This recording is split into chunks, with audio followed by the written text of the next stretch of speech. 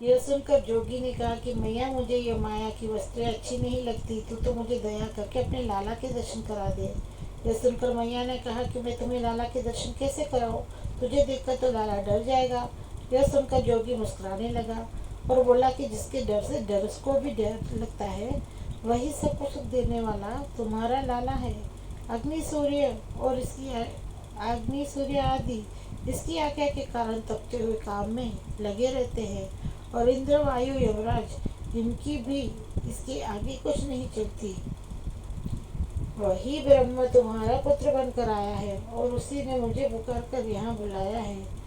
मैं तुम्हारे बेटे का बेटा हूँ।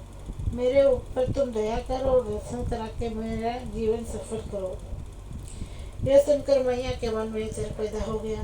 वो बोली कि तुम कैसे बड़ी ज्ञानी हो, भला 2 दिन का हमारा लाला किसी को कैसे बुला सकता है, और वो तुम्हारे पिता का पिता कैसे हो सकता है।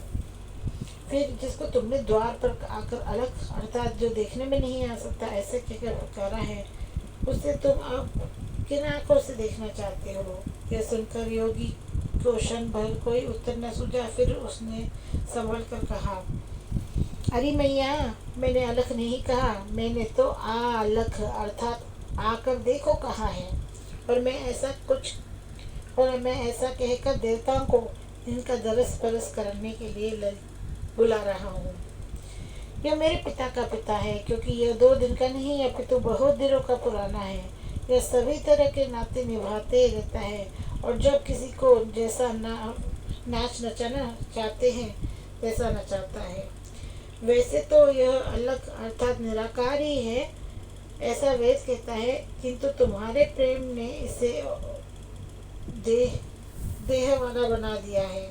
यह सुनकर भी मैया मन में बहुत डर कर उनका भयानक रूप देखकर अपने पुत्र को नहीं लाती।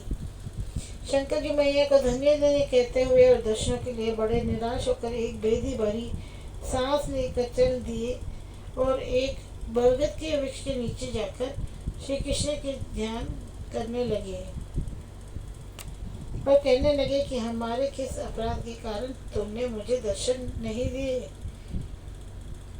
उधर तो शंकर जी अपने नेत्रों से आंसू बरसा रहे थे, और इधर श्री कृष्ण के दर्शन देने के लिए रोने लगे। यह देखकर मैया ने कहा कि हाय हाय, मैं तो मारी गई। ऐसा लगता है कि जोगी चलते चलते कोई बड़ा टोना कर गया है।